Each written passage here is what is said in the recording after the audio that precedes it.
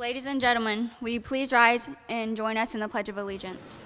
I pledge allegiance to the flag of the United States of America, and to the republic for which it stands, one nation, under God, indivisible, with liberty and justice for all.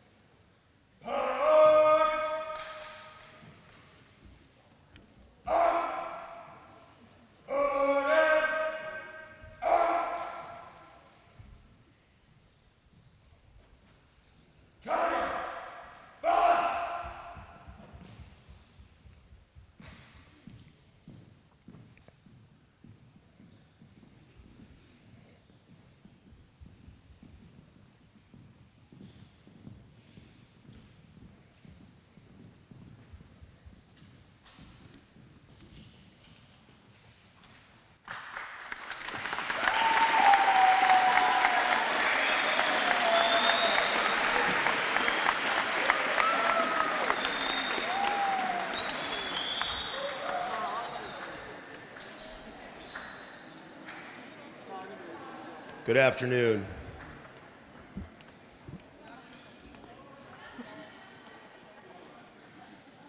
Good afternoon, students, staff, community guests, honored veterans. In 1965, an 18-year-old from Niagara County, New York, enlisted in the Air National Guard. He attended basic training at Lackland Air Force Base in San Antonio, Texas, then aircraft maintenance school at Sheppard Air Force Base in Wichita Falls, Texas.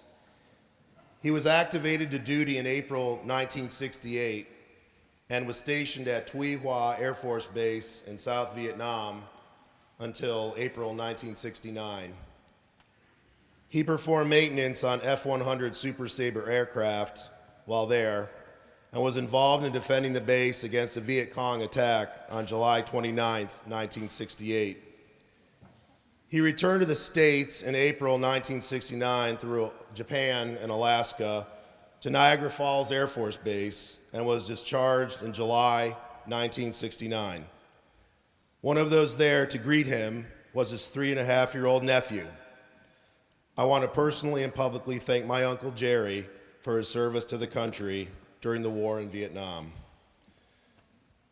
At this time, I would also like to honor the memory of the late Roger Ramsey, United States Marine Corps, husband of longtime Hamilton City Schools cafeteria manager Willa Ramsey, who is with us here today, with her granddaughter, my niece Carrie. Roger Ramsey was born on March 13, 1948 in Hamilton, Ohio. Roger attended Lakota schools. To prevent from being drafted, he enlisted in the Marine Corps as a senior in high school in June of 1967. Roger was a motor vehicle operator in the United States Marine Corps. He was discharged from the Marines in June of 1969. Roger still had to be enlisted through the reserves until June 1973. He was ranked as a Lance Corporal. On July 10, 1969, he married Willa Carr, whose father, Russ, age 101 and a veteran of World War II, spoke here at the freshman school 2 years ago. They are the parents of 2 Hamilton City School graduates, my sister-in-law, Stacy Ramsey Keep, and Jamie Ramsey. Roger received the following medals: National Defense Service Medal, Vietnam Service Medal, Vietnam Campaign Medal, Combat Action Ribbon, Rifle Marksman Badge, Good Conduct Medal. Roger passed away after a heroic battle with cancer in 2015, which he possibly contracted due to exposure to Agent Orange while in Vietnam. God bless Roger Ramsey and his family.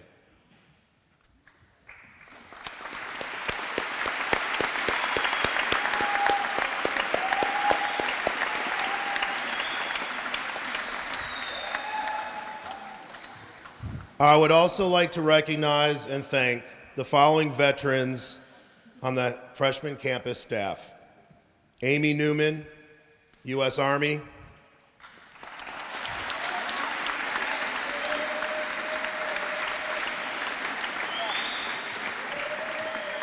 Rick Phillips, U.S. Army;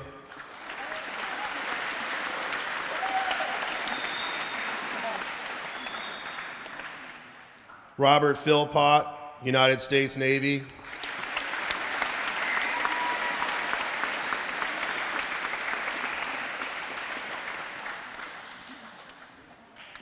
and our assistant principal, Mr. Taylor Cox, United States Marine Corps.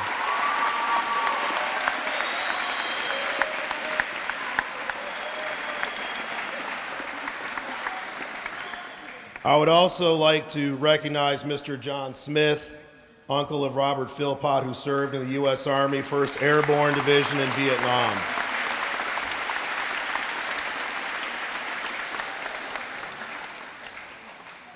Thank you for your service to our country. Finally, thank you to our custodian, Anthony Johnson, Mrs. Frederick, and all the student helpers who helped set up our gymnasium.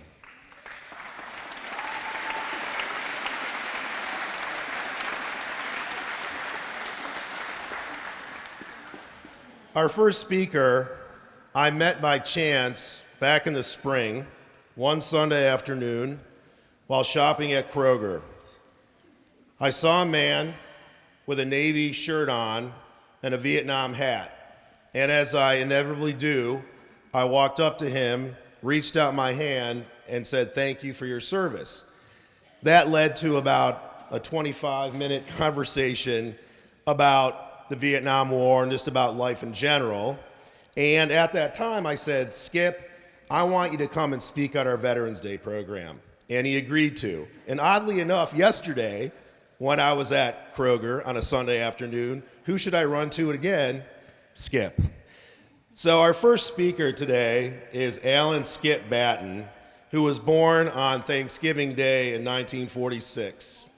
He enlisted in the Navy Reserves his senior year at Milford High School and was on active duty from 1967 to 1969. He served in Vietnam from 1968 to 1969 on an ammunition ship. He's worked in construction, twice retired, currently a plumber, jack of all trades, my Kroger buddy, Skip Batten.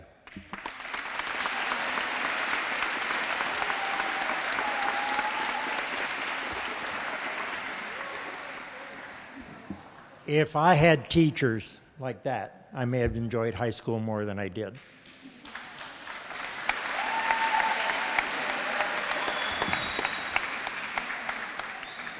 I was born in the Navy. My father was a lieutenant commander. My mother was a storekeeper. There was no other branch of service that ever got mentioned in our house. And my dad was killed when I was 10 in a plane crash. I made it through the Korean War, but didn't make it through some training exercises. When you go into the Navy, it's a change of life. Your odds are you're going to get stuck on a ship. Ours was 450 feet long and carried nothing but bombs, missiles, nuclear weapons, and big bullets. Really big bullets, like for the New Jersey, which were 16 inches in diameter. When you're handling them, after a while, it just becomes commonplace. I tried to get a picture blown up to show you, but there are several of us lounging around on 2,000-pound bombs because that's all we had. There was more bomb space on that ship than there was people space. I've been in 2 collisions at sea, was booby-trapped to blow up in Vietnam twice, and had the ship's record for most times overboard, which is not something you want to strive to. We always had something to do when we were dealing with the ammunition, but when you weren't dealing with ammunition or ships alongside, you had nothing to do. You were bored to tears. When you're transferring ammunition, your ship is about 150 to 300 feet away from the one next to you. And they're big. I mean, our ship was a little thing. But the deck of an ammunition ship is the second most dangerous ship in the service. The flight deck of a carrier is first. But on an ammunition ship, there's no room. The ship is small, it's bouncing around. Everything weighs a ton or more. I saw guys getting legs crushed, hands crushed, ripped open. When my time was up and I was still vertical, I decided I would go home, and I did. The job of a bosun's mate, which is what I was, is everything on the outside of a ship, whether you have your guys painting it or you're running the Liberty boats.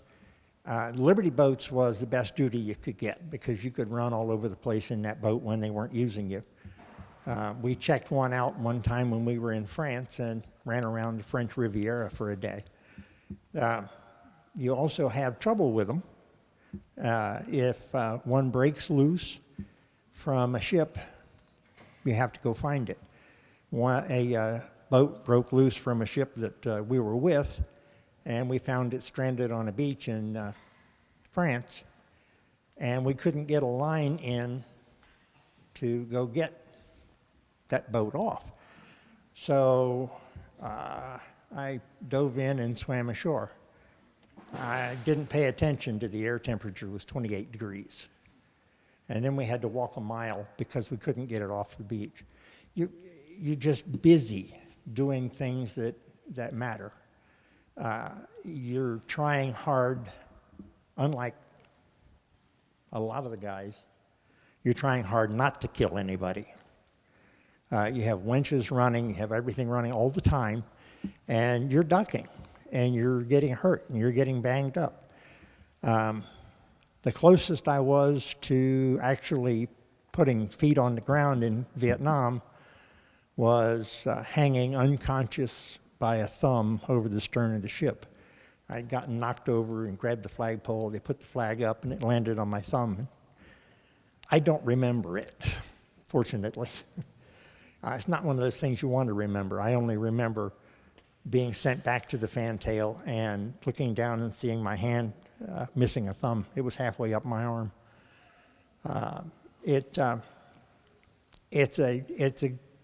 interesting life. I grew up as an officer's kid, and officers have a whole different world than the enlisted people do. You see things from a different world when you're an officer's kid. You see them telling these people what to do. Then you go in and you're one of the doers. And until you decide that you're going to do something with your time in there and get farther up the ladder. You'll learn a lot. Some of the things are transferable to civilian life, some are not. I went through, I was always a good swimmer, but you learn even more. And so far, I've pulled 5 people out of the water that were drowning. And then you learn all the basics of CPR and whatnot, what you should pay attention to, because I've done CPR to get 2 people back. One only stayed back temporarily, but the other one made it. He was 6 months old. So it's I'm glad that I could learn those things and know something about it. The life on an old style ship, that ship doesn't even exist anymore. It's refrigerators and car doors now. They sent it to Brazil to be cut up. But you had a little locker. Your whole life is in a little locker this wide and that high. Everything you own is in that locker, except for your heavy coat. It's in a different one. You have a bed aboard that ship that's a piece of canvas strung between a couple of pipes, and they're about that far apart. So if you have broad shoulders, don't roll over, because you'd hit the guy above you. But I don't know how much you can learn from someone talking to you. You just get in and you do it. Every time somebody would go overboard, you had to go find them. I was on the boat that would have to go find the person who went overboard. We never lost anyone. We had some idiots who thought it was fun to jump in, but it was a very, very busy world. In Vietnam, we would go out, we would load out in the Philippines, go over to Vietnam, unload within a day and a half, go back, load it up again in a day and a half, and we ran back and forth like that. That was the Tet Offensive. Tet is their New Year's celebration, and they have an awful way of celebrating it while we were there. It was nasty. Again, I was not ashore, and anybody who had their boots in the mud are my heroes. But I just thought you might like to know that life on a ship isn't a bed of roses. It's just because you weren't where the action was, so to speak, doesn't mean that you were in the middle of something that was all flowers and enjoyable. The deck of the ship is a dangerous place. So, unless somebody wants to ask a question, that's all I know.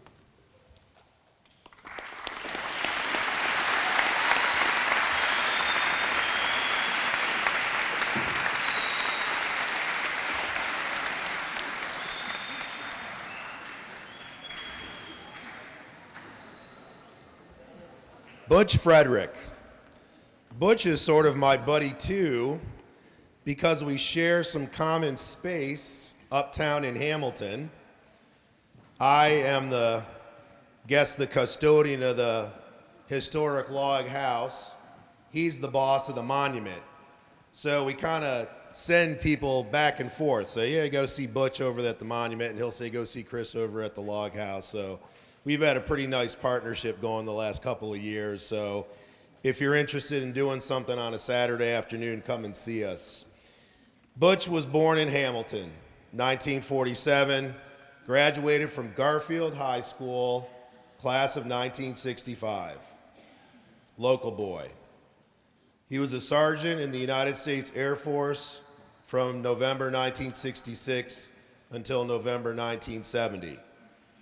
He worked at Champion Paper for many years, and he's currently the curator of the Butler County Soldiers and Sailors and Pioneers Monument. He's also the commander of the Veterans of Foreign War Post 1069. He's brought along some of the veterans from the post that I'd like to recognize before Butch offers his remarks. Please stand. Will Accord, Gib Warner,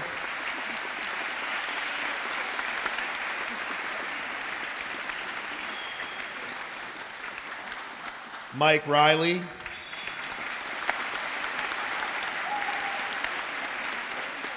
and Greg Womack.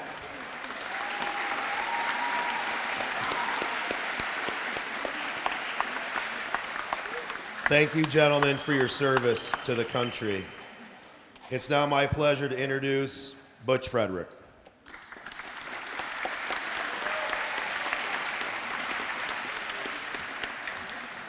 Hey, happy Veterans Day to all of you. How many of you have relatives in the military or who are veterans? They say that when a veteran serves, his whole family serves. Thank you for your service. There are two very important days to veterans. One day is Memorial Day, where we remember our war dead. It's a sad day, a day of reflection and prayer, as opposed to Veterans Day, which is a happy day, a celebration for those who survived and for those who are still living. It's true and proper to wish someone a happy Veterans Day. You do not wish people happy Memorial Day. As Chris said, I graduated from Garfield. It was a high school back then. I went into the Air Force in 1969, went to Texas for a few years, then I was stationed in Thailand, very close to Cambodia. My job was a radio intercept analyst. We intercepted messages of the enemy.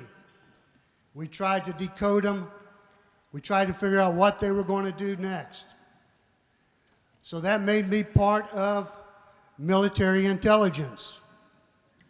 My younger brother retired from the Air Force, and he said, "You never put military and intelligence in the same sentence," but we did. You hear a lot of people talk about the experience they had when they came back from Vietnam. They talk about meeting protesters in the airport. They talk about being spit upon and called baby killers.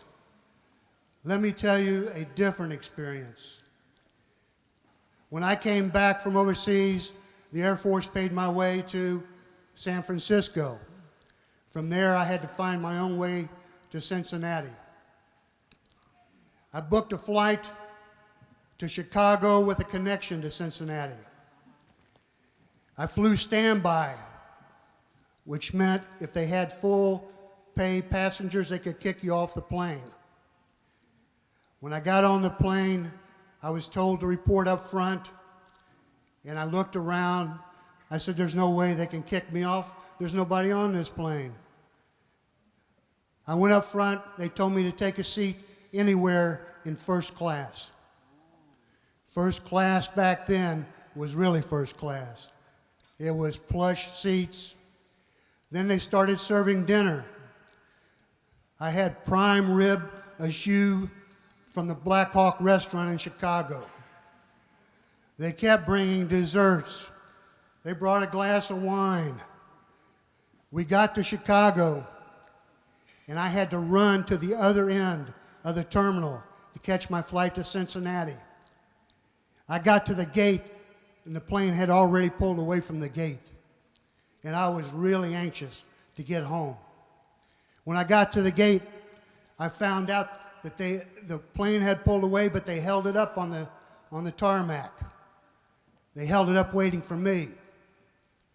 They rolled the stairs out to the plane, and I had to run across the tarmac in the snow with my summer uniform on from Thailand.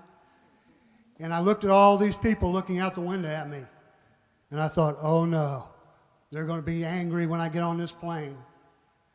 When I got on the plane, they all cheered. They shook my hand, welcomed me home.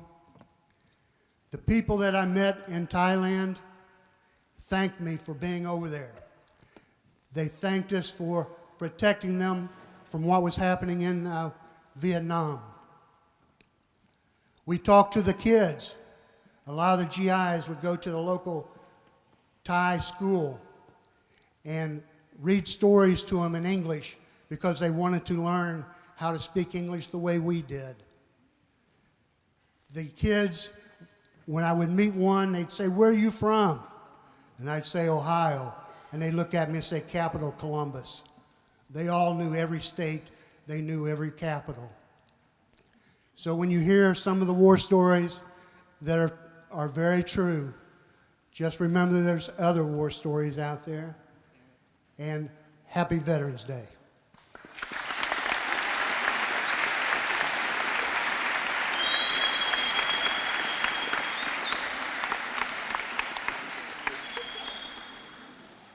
Today, many of you in your history classes began to learn about the Great War that only later became known as World War I.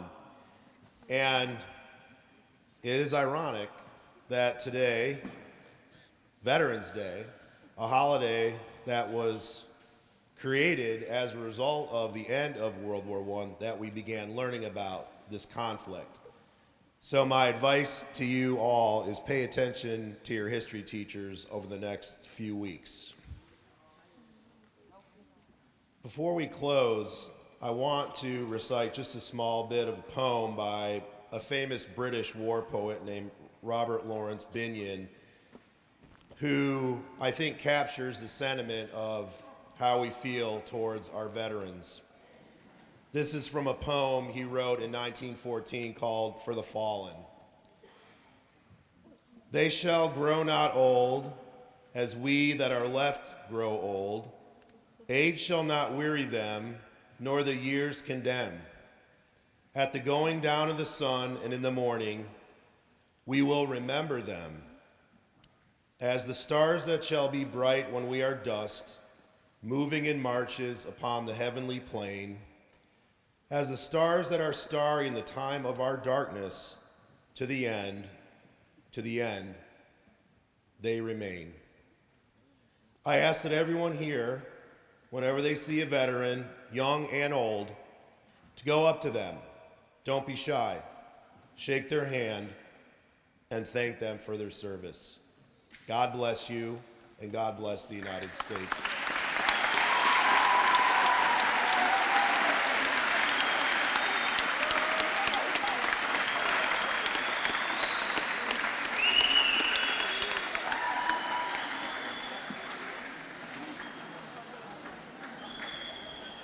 Dismissed.